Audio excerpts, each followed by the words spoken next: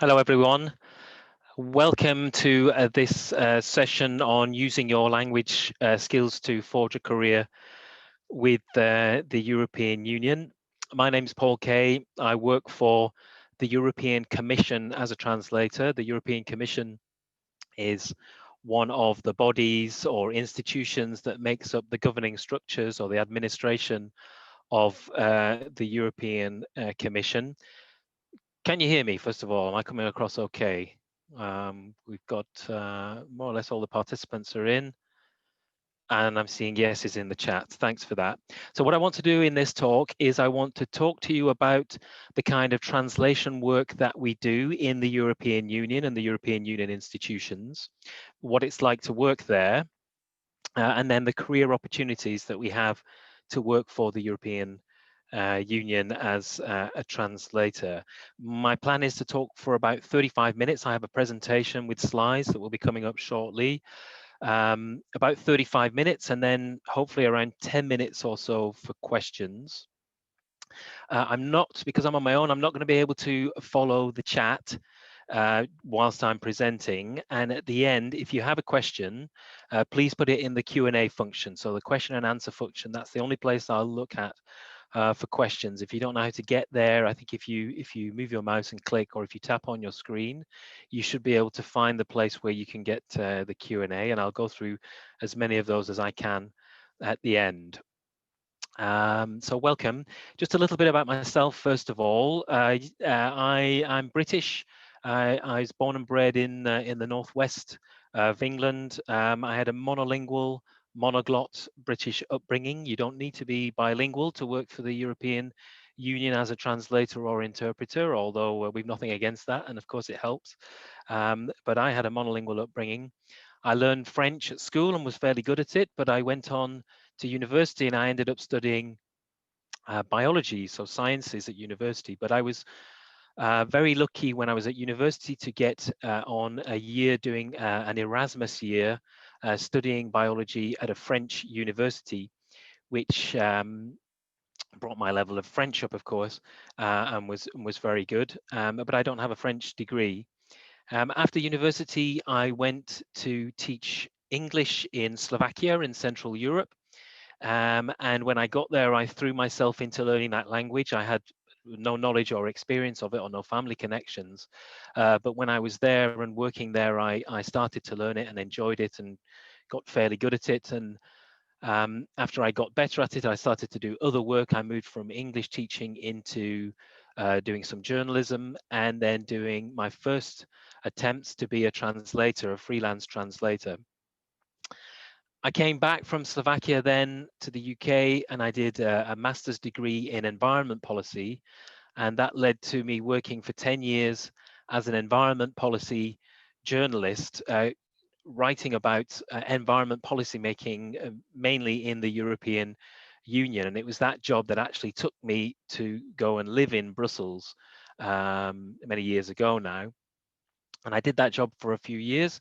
And then I saw that the European Union was recruiting translators. It wanted people to come and work as translators. And to work as a translator for the European Union, you have to have two source languages. You have to know how to translate from two other languages into your mother tongue, or your main language, as we call it. And because I knew French and because I knew Slovak, I had those two languages. And so I applied to work for the European Union through the examination process that we use to recruit people, which I'll mention later on. And I was successful and I got a job. And so 12 years ago now, I started to work for the EU as a translator. So that's how I got into it. I'm now going to go into the presentation and tell you a little bit more about the work. Now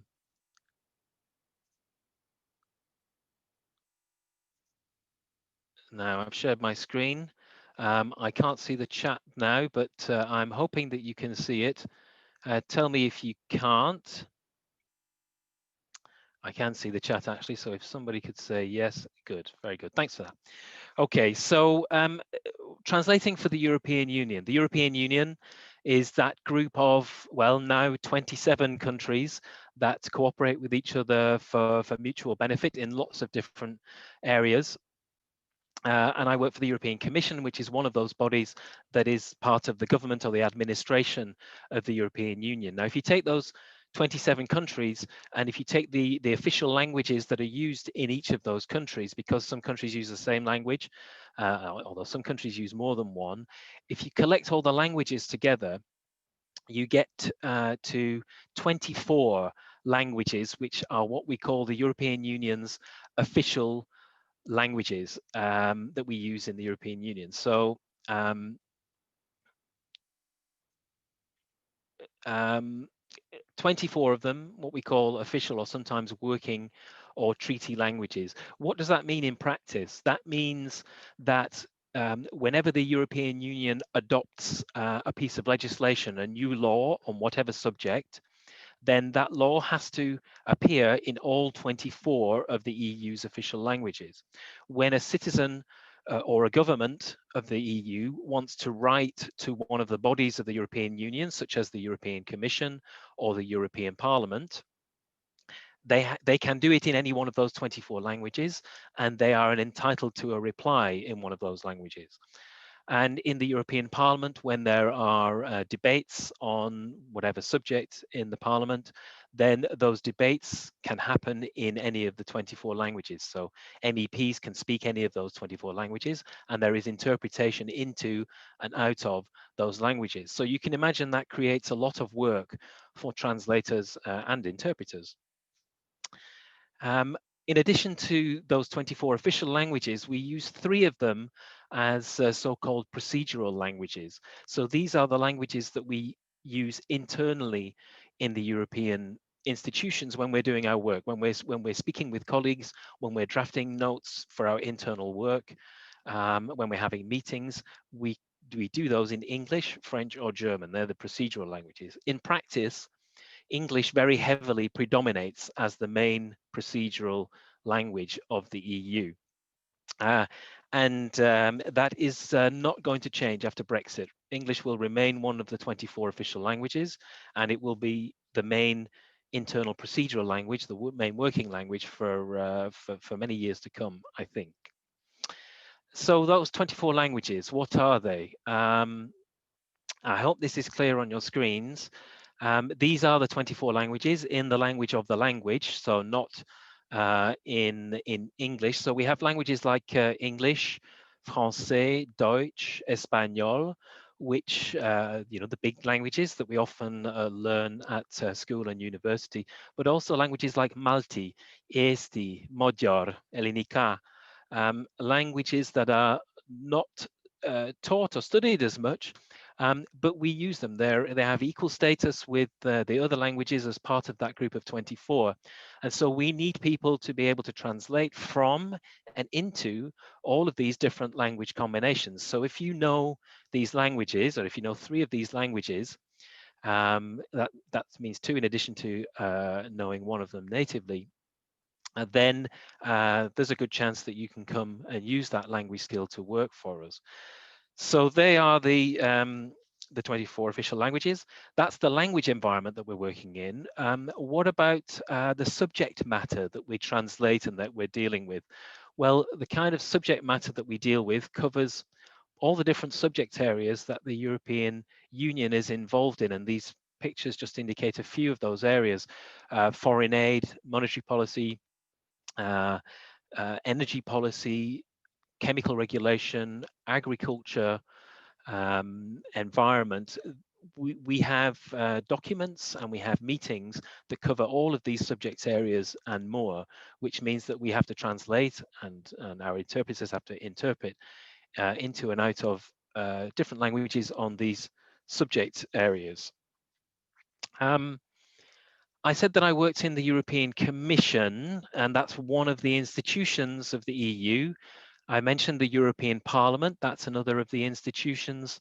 Then there's the Council of the European Union, that's when ministers from the different member states come together and meet in Brussels, they meet in the Council.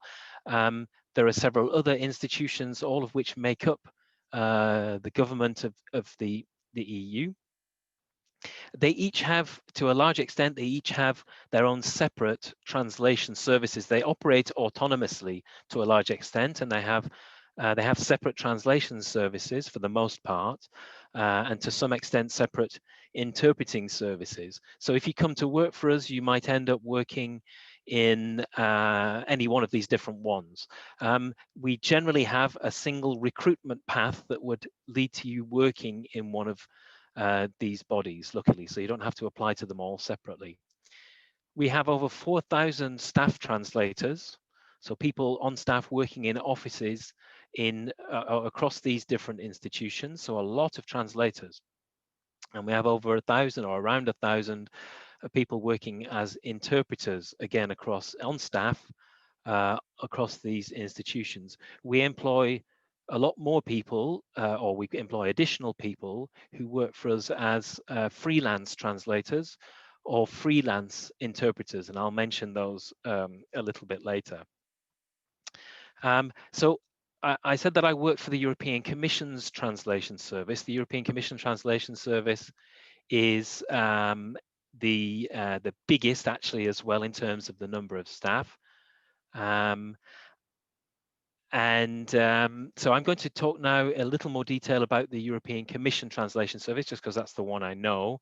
The details that I'll talk about will be roughly similar across the other different institutions. The European Commission is the executive of the European Union. This is the European Commission, the college of 27 commissioners, one from each member state, led by, in the center there, Ursula von der Leyen, the president of the European Commission. And so I work for the translation service that supports the work that those people do, and the thousands of officials that are carrying out the policy detail behind them. And the European Commission's translation service is known as the Directorate-General for Translation, or DG Translation for short.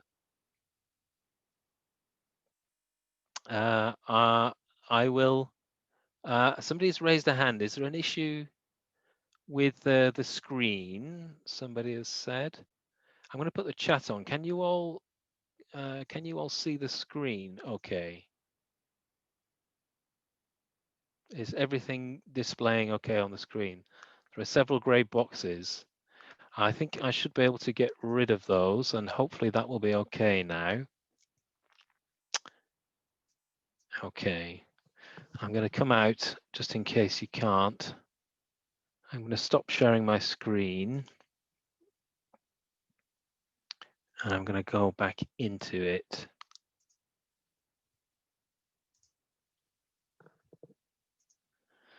And I hope that's fixed any problems that some of you might be having. But the European Commission's translation service is called the Directorate-General for Translation. We have about 2,000 staff. 70% of the staff are translators, the rest are support staff. Over 2/3 of our staff are women.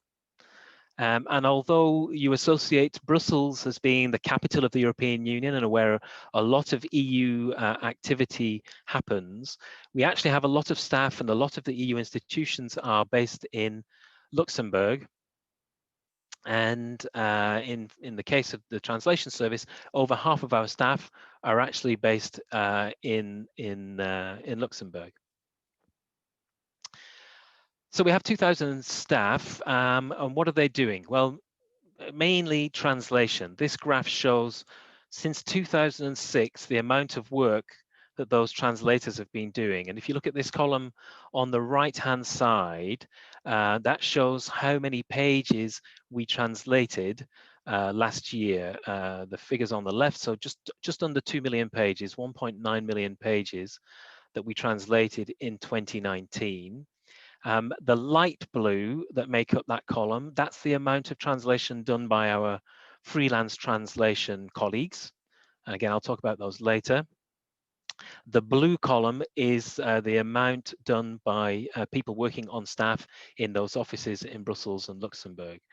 The green line that you see there above that, that's the number of staff. And if you look from the high of 2012, the number of staff has been falling slightly since then to this year. It's true that the number of overall staff in our service is falling. That doesn't mean that we're not recruiting new staff to replace those that retire and leave, however. So 1.9 million pages. I'm going to split that amount up now into different language departments. I said that we have 24 official languages and we translate into and out of all those languages. We arrange our translators by language department, translating into the different languages. So we have 24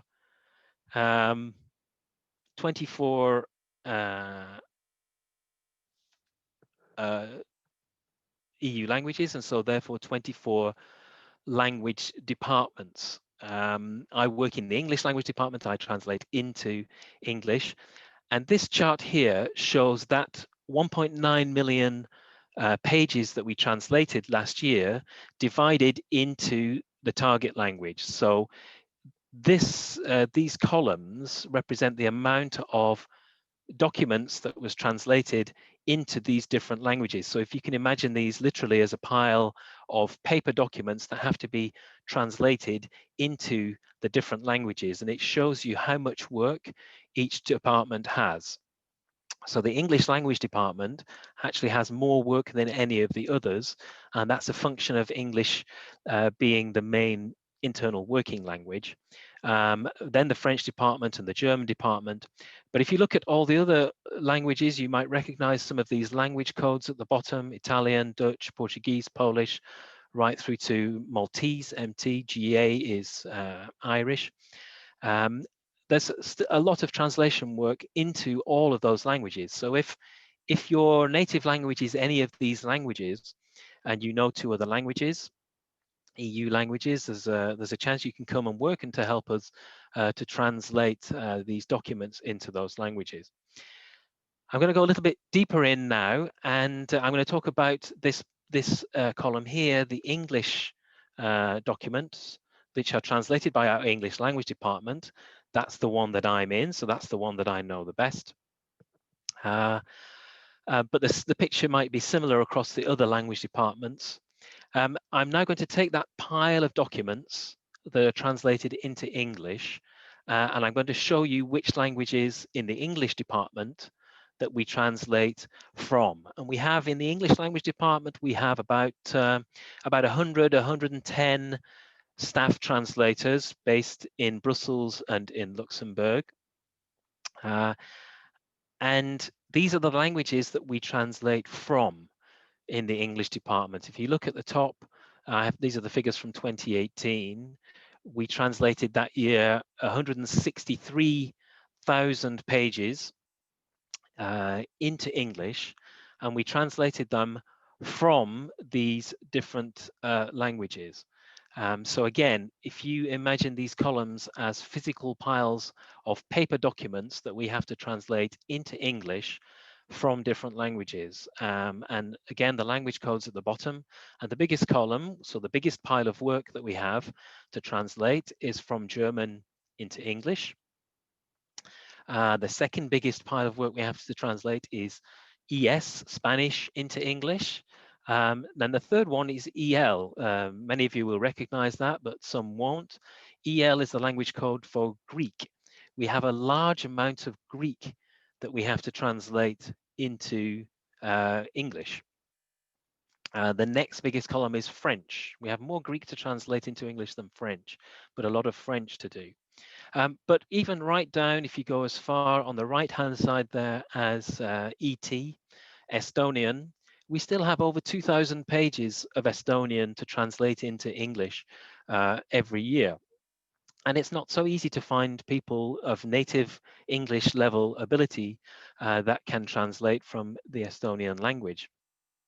And in practice, when we can't recruit people, I mean, if we can recruit people, it's great, but when we can't, we offer really good internal language training. So our existing translators that work for us often are on language courses to learn new languages, such as these languages that we have less capacity in. The last column there on the right hand side, the red column, that's the amount of translation that we have to do from non-EU languages, and you can see it's a very small amount. The vast bulk of our work is translation from EU languages into English. If you take this workload that we have in the different languages, and I mentioned that for some languages, the rarer languages that are not taught at schools and universities, we have a lower internal capacity. If you map the number of people that we have that can translate a particular combination against the amount of work that we've got in that combination, we get the following graph. This shows the difference between our in-house translation capacity and the amount of work that we have. So for instance, then for a language like French, we have, we have a lot of internal capacity. Very many of our translators can translate French into English, and although we have a large amount of work, we can easily cover it with the number of people that we have. So that we're in surplus in our French capacity. That doesn't mean that we're not recruiting people with French. If you translate French, don't worry, we still recruit people that translate French. They're the kind of languages that people come out of school and university with. And then you have Italian and Dutch and so on. On the other side, these in the red columns, these are what we call our deficit languages. We don't have as much capacity in those languages, but we have, for instance, with Greek, which is our most deficit language, we have large amounts of Greek, as we saw in the previous column, but we don't have as many people that can translate from Greek into English as we have people that can do French, and so our internal capacity is in deficit there. So we train people up in languages like Greek and Bulgarian and Hungarian and Romanian and so on. And indeed, at the moment, I'm currently on an internal Greek language course, so that eventually I can be one of the people that translates Greek documents into English. What that means is, if you have any knowledge at all of any of these languages that are in the red columns, that's very valuable to us. Or if you're thinking of learning a language and you might be interested in working for us one day, these are good ones to choose. But as I said, if you know languages that are in the green columns there, they're still also very valuable to us. It also means that the languages in these red columns, often we outsource a lot of our translation work to freelance translators that do those language combinations. And again, I'm coming to that shortly. I'm going to skip over the next slide because time's pressing. As well as doing translation work, which is the main meat of the work that we do in our translation service, we do a lot of outreach work as well. So we organize a translation contest for school children. We have a program of conferences called Translating Europe, where we engage with the broader translation community outside the EU institutions.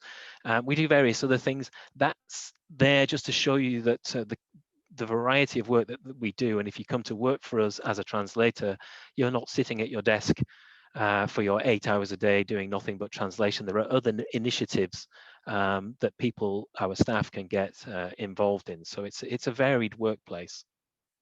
So I hope that's given you a little bit of a picture of what it's like to work for us. I'm now going to go into the job opportunities that we have.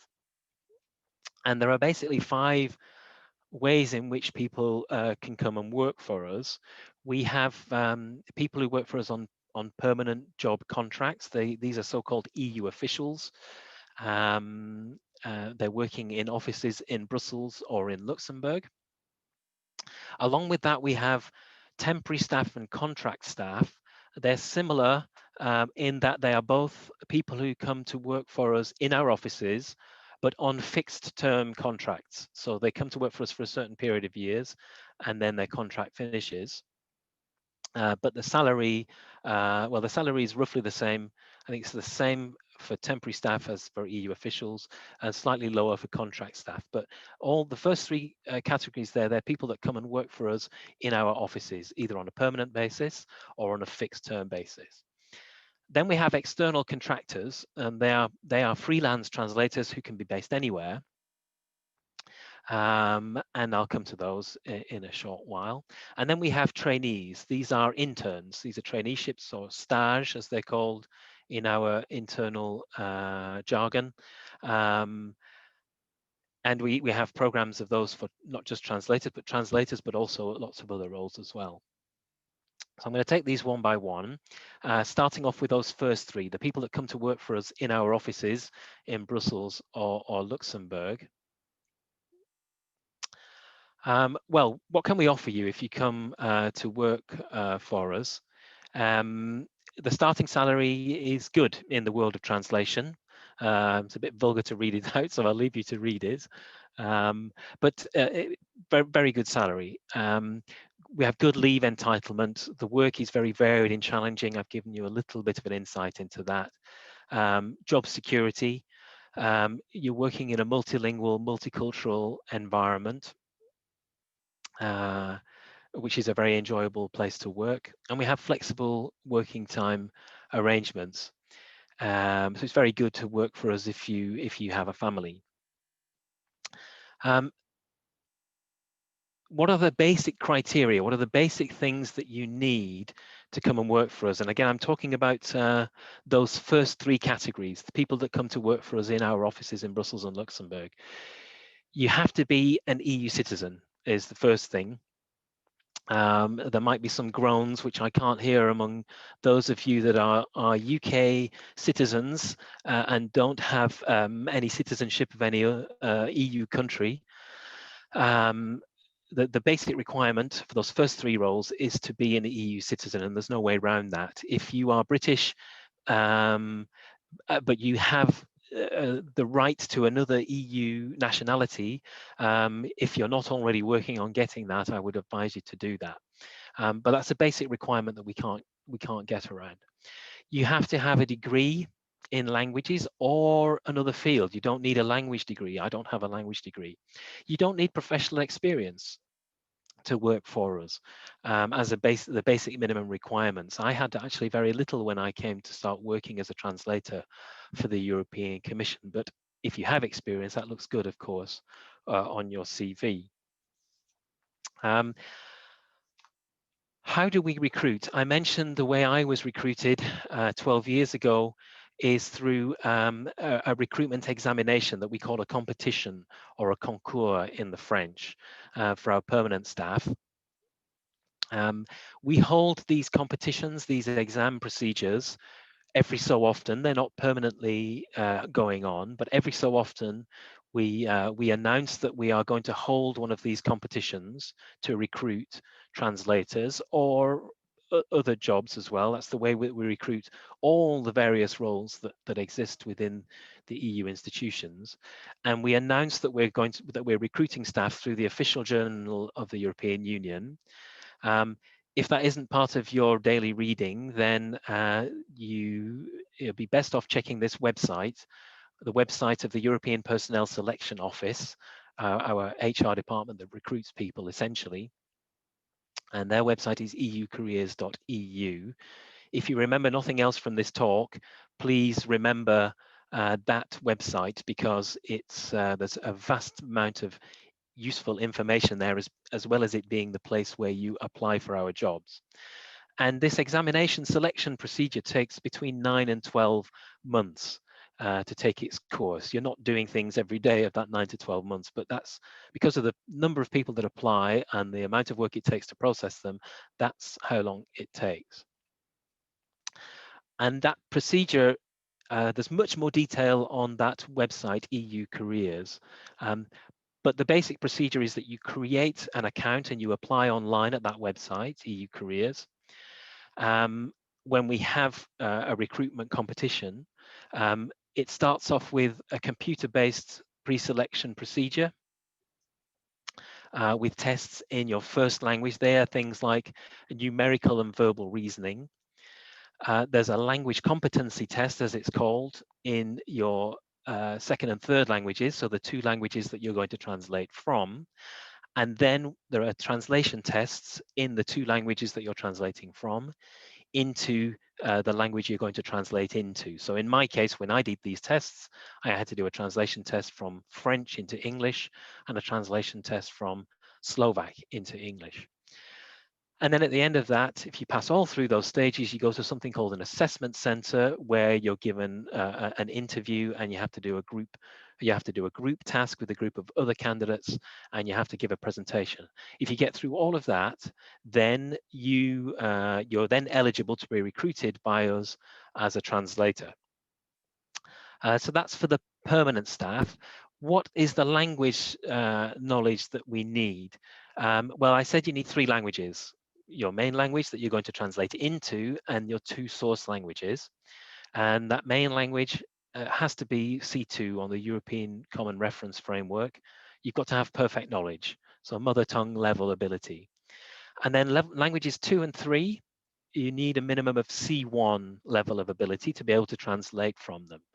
Now, usually in our translation competitions, when we're recruiting, that second language, the first one that you translate from, has to be English, French, or German, and it has to be different, obviously, from language 1.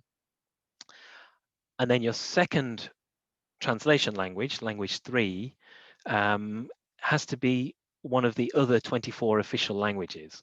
So in my case, my language 2 was French, and my language 3 was Slovak. What other skills do you need? Well, you don't need a degree in languages, as I've mentioned. You don't need a degree in translation either, or a master's degree in translation. If you think you're going to be a translator and you want to be a translator, I would still strongly advise you looking at doing a translation qualification. But in terms of our basic recruitment requirements, it's not needed. There's a lot more information at those links that you see there. You get to those through that EU Careers website. For the temporary staff and the contract staff, I'm going to skip over those a little bit, but there's more information at that link, and again at that link there. The fourth of those 5 categories of staff or work for us is working as a freelancer, a freelance translator, where you can be based anywhere. You can also be any nationality. So if you are British, you don't have an EU passport, you can still work for us as a freelance contractor. The way that we recruit our freelance capacity is through periodic calls for tender, which lead to a list of contractors that do our translation work. We've just had one of those rounds of calls for tender, and a new set of contracts started in July this year. That means that there won't be a new opportunity to work for us directly as a contractor for several years.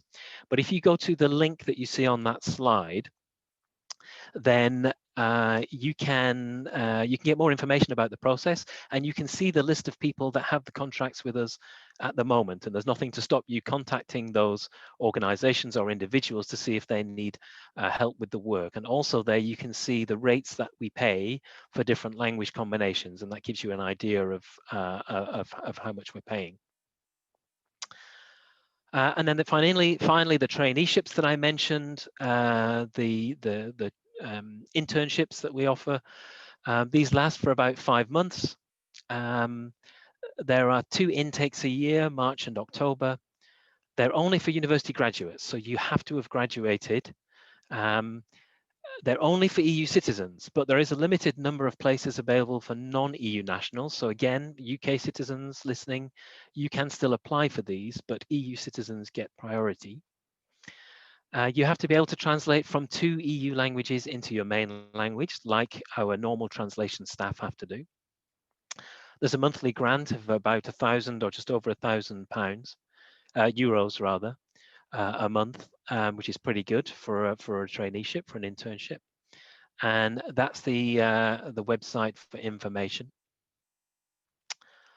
So I'm going to stop there. I've done 35 minutes. I'll say thank you. I've put my Twitter detail there. I'm going to now close this presentation and go into the Q&A and start answering your questions. If I can't get through your questions in the next 10 minutes or so, then feel free to tweet me and I'll try and answer any follow-up questions you have. I'm giving the same talk tomorrow at 1:30 London time. If you want to listen to it all again, but put questions there and I might be able to get to your questions there. The final slide is a list of our social media and various other links. Take a screenshot, take a photograph, although you'll be able to see this when you can go back and watch the presentation again, I think, on the London Language Show website.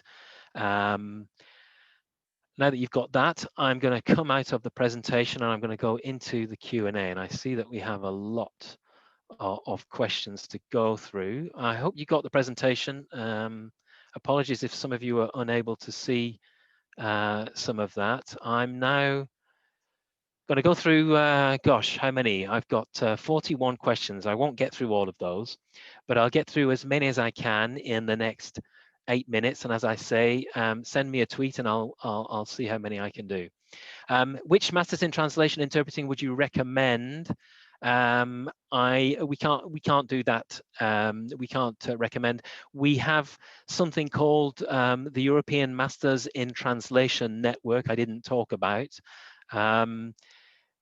That's a list of institutions that that have structured their courses in a certain way that responds to the requirements we have as institutions. You can go and look at that list, but there are many institutions on that that aren't on that list that provide good quality education.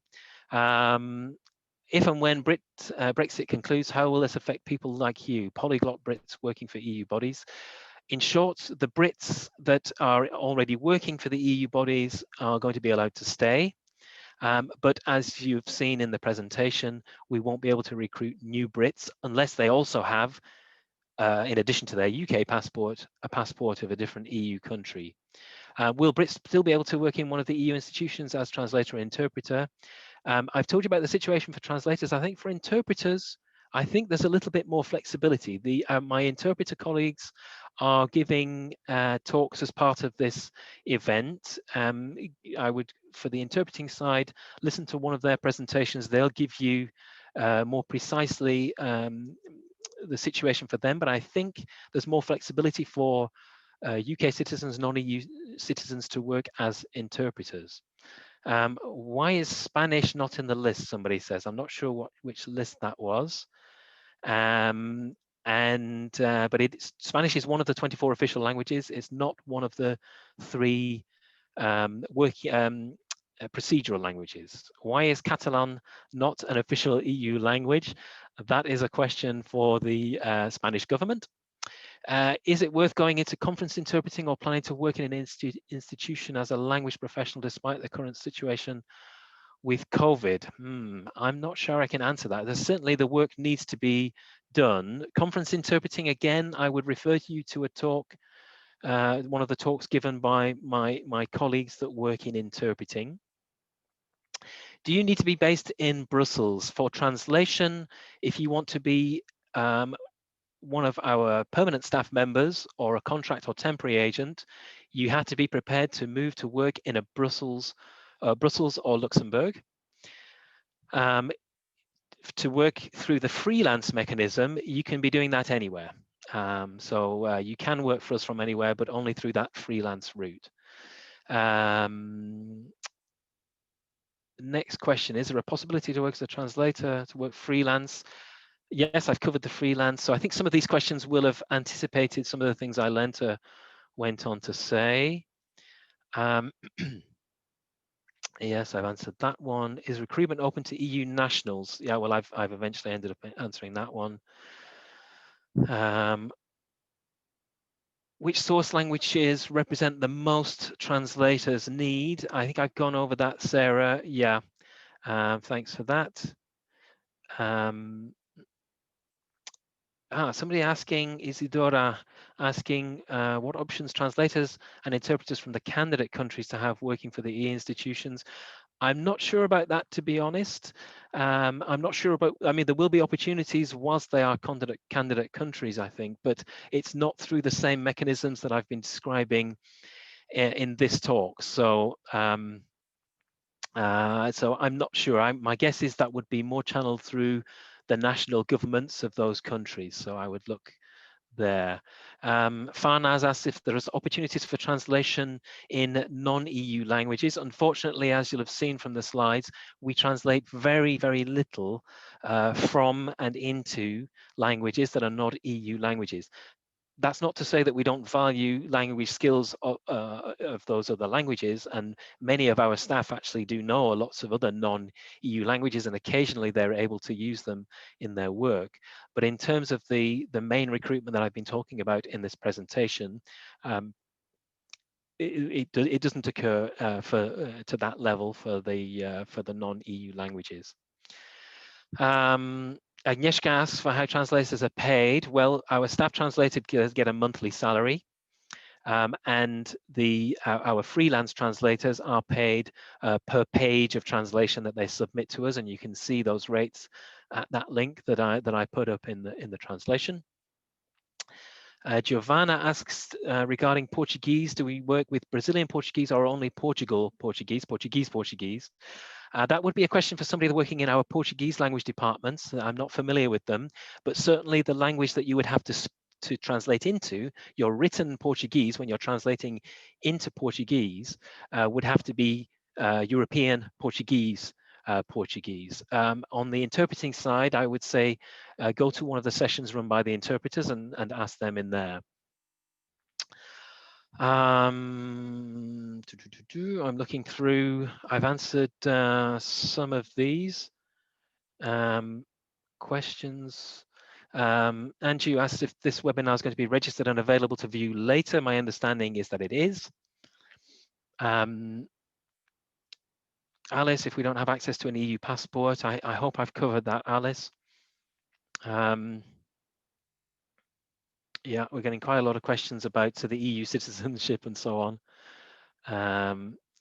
Is there any hope for those of us without EU citizenship that the EU may make an exception for UK citizens or even fast track them for citizenship if they have languages that are in demand? Well, your EU citizenship, or if you're applying for a citizenship of another EU country, that's handled by the country, the government of that country, not by the EU as a central body. So it's not handled by the European Commission, and we have no influence in the European Commission or the European institutions over how and whether and at what speed a country will give citizenship to somebody applying for it. So no, that doesn't come in.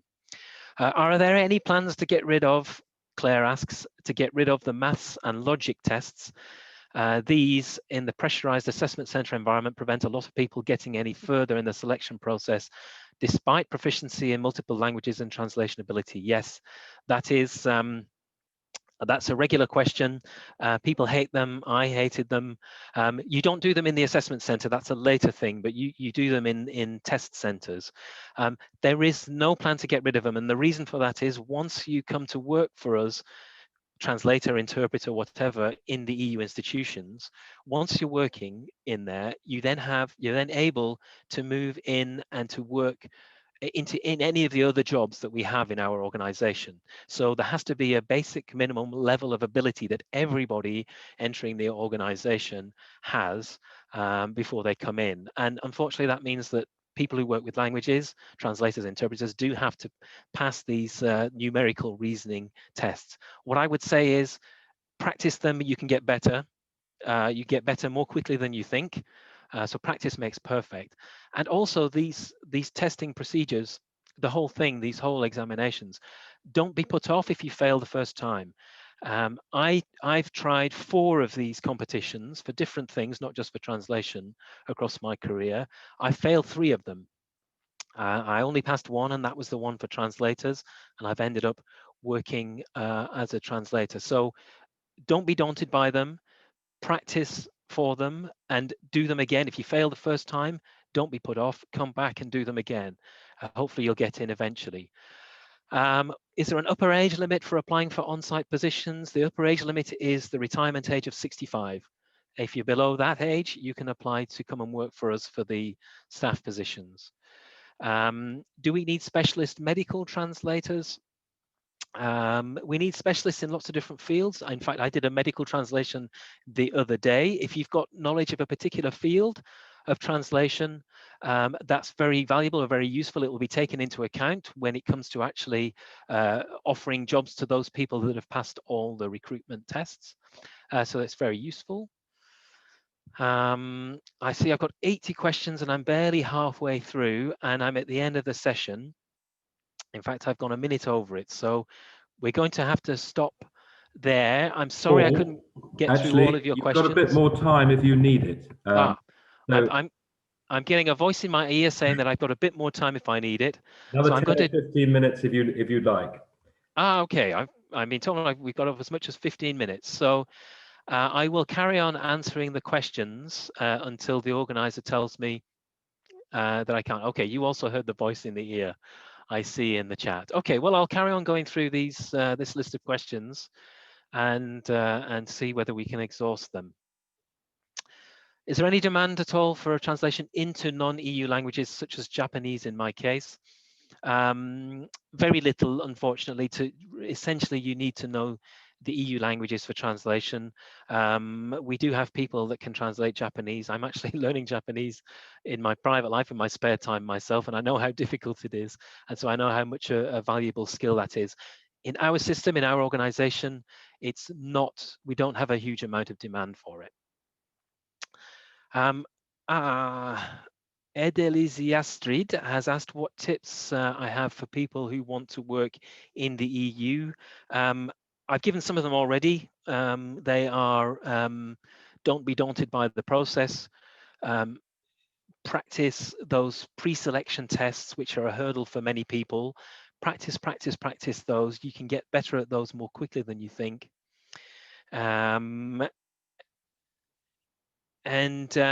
Yes, don't be shy on your CV to big up any kind of knowledge or experience that you have for other in other fields. So I usually say things like, you know, if you volunteered for an environment action group when you were in your youth or in your adulthood, then put that down on your CV as you know, have some expertise or interest in environmental policy issues. If you grew up on a farm, then you have experience with agricultural policy issues or agricultural issues. Any other language knowledge that you have or any other specialist knowledge, make sure it's on your CV so that once you have passed those entrance tests to come and work for us, and our managers are recruiting and deciding who to recruit from that list of people that have passed the tests, they can see all the experience and all the language ability that you have. Julia Shibitek asks, does it make sense to apply for a traineeship without English as a working language? Is a German native speaker. We have traineeships in all the different languages. So translation traineeships for people who translate into Maltese, people who translate into German, into Polish, into Dutch. So yes, it absolutely does, Julia. You say you don't have English as a working language. The fact that you're able to write a question in English to me suggests that you've got English at a level that's good enough to be used to a certain extent in our system. So I would say yes to that.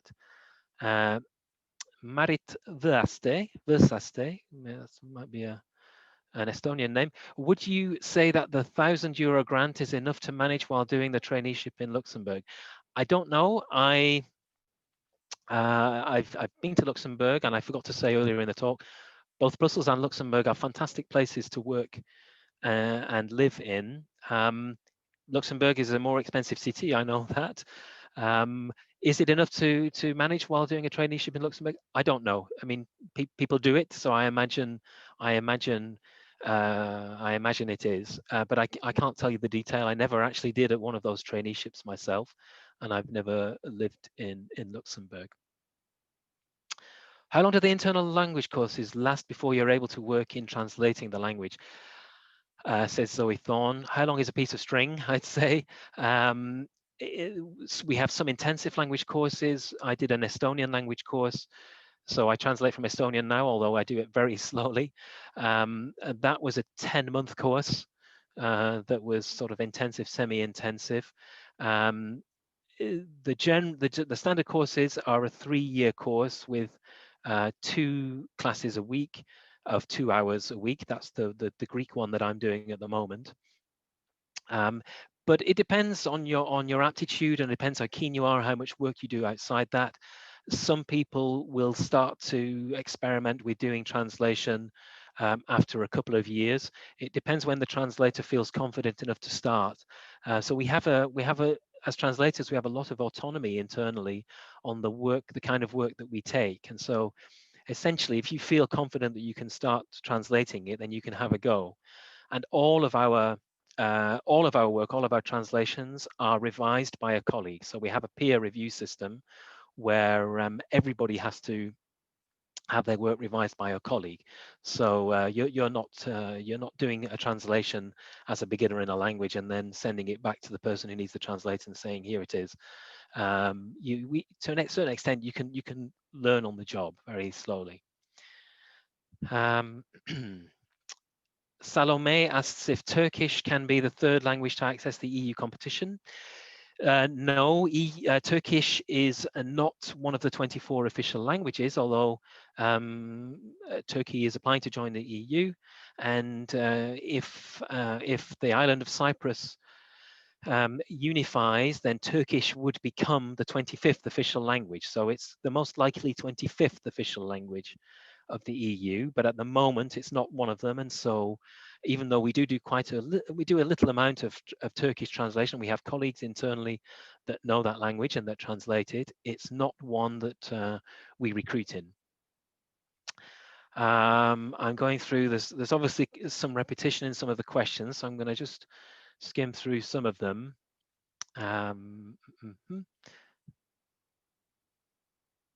Can I show the slide again for traineeships? Well, if we've got time at the end, I'll do that. But if you Google EU traineeships, then you will, or EU stage, then you will get to that. And you can go and look at this presentation again afterwards on the Language Show website.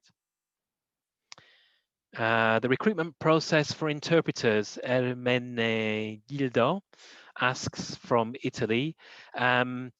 For the staff interpreters, the basic architecture that I showed is the same. But again, I would say, please go to one of the talks given by my interpreter colleagues as part of this event, and they will give you the full detail. Tuyet asks, what are the non-EU languages that we translate from and into? Well, I said that the volume of those languages is very, very low. But the main ones are Chinese, Turkish, Norwegian, Korean. I'm sure I'm missing some out here. Japanese, I think a little bit as well. I think that is a Vietnamese surname, and we have Vietnamese as well, but very low amounts. Toby, since one needs to be an EU citizen to work in this sector, will this not mean that a large number of English natives will not be able to work for you? Yes, Toby, alas. Those British people that until now have been able to apply with their British passport to come and work for us, if they don't have access to another EU passport, are no longer going to be able to do that for the positions on staff in our offices. As I've explained, the freelance mechanism will still be open to them, and they can still apply for the traineeships, but much smaller numbers of those will be available.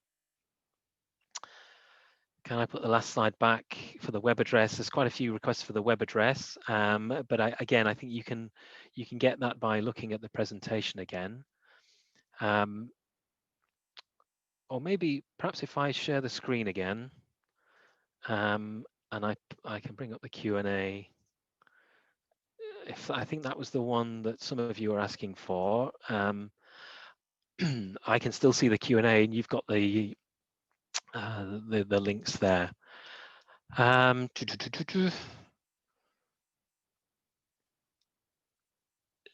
Is it necessary for permanent translators to be based in either Brussels or Luxembourg? Yes, so staff translators, yes, you have to be in Brussels or Luxembourg, even with COVID-19. Certainly at the moment. I mean, I don't know how COVID-19 will impact on working practices in our organisation. Of course, it's going to affect most workplaces. How it will affect us, in the longer term, I can't really speculate. As a British language student, will I be less likely to be employed after we've left the EU? This is Emily, I'm only talking about opportunities within the EU institutional system. And as I've said, if you don't have another EU passport, then the staff jobs are not going to be open to you. As far as I know, the UK is still planning to remain a member of the United Nations. They employ lots of translators as well. I don't know anything about how their system works, but I know that they have translator requirements as well. John, how long did it take me to achieve C1 level in Slovak? Oh gosh, I can't remember. But I was living in the country and I was immersed, and I was I was young, and my memory was didn't have as many holes in it as it has now. So it seemed to come fairly quickly. Is there much demand for subtitling, audiovisual localization work in institutions? Not on staff, not an awful lot, but if you have those skills, if you bring those skills and you're working in other roles, such as a translator, then people would hunt you out and you'd have an opportunity to use them sometimes. So we do produce videos and films sometimes. Tendering contracts page. Somebody is saying page not found. Can I check the link? Well, that's serious. I will do that. But if you, that's Greg who's saying that. If you search for EU translation contracts, you should come to that page. And what you're looking for is something called TRAD 19, TRAD 19, and that's got information on our current contractors and the amount that we pay them. If I have an A2 knowledge of an official language, should I mention it in my CV? I say yes, absolutely. Don't leave off things like that. Don't exaggerate it beyond reality, but don't leave it off. Don't be too shy.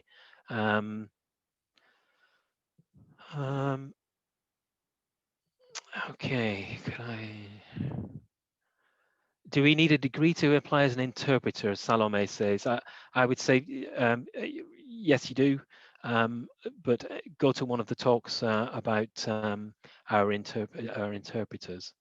Jahan is asking about lawyer linguists. I didn't mention these because of the time constraints, but we do have a class of staff that are called lawyer linguists. These are people with a law degree or a law qualification, but also with language knowledge. And Johan is asking, is the GDL sufficient, or do you need a full LLB? I don't know enough about that area, but one of my colleagues from the European Court of Justice is Lydia Retelik, is giving a talk as part of the London Language Show, and I think she is a lawyer linguist. No, she's an interpreter, apologies. But she will be able to tell you perhaps about the requirements for lawyer linguists, because the translators that work in the European Court of Justice are all lawyer linguists. So they're translators that have a law qualification. It doesn't have to be a law degree, it can be a law conversion course. But beyond that, I don't know details. They also have a higher starting salary than mere translators. So if you have a law qualification, then that's a good place. That's a good role that you can apply for. I'm going to come out of the share screen now, so I can see the other elements in there. Oh, and I see now it is past. So unless Jonathan tells me I can carry on, I'm going to wrap it up there. It looks like we got through 2/3 or 3/4 of the questions. Thanks for listening. I hope you've got something out of this talk. If I haven't answered your question, if you want more information or if you've got questions, then do feel free to tweet me Paul Kaye at EU Langs, and I'll do as much as I can to answer the questions there. But thanks again for listening, and I hope you enjoy the rest of the show. Thank you. Bye.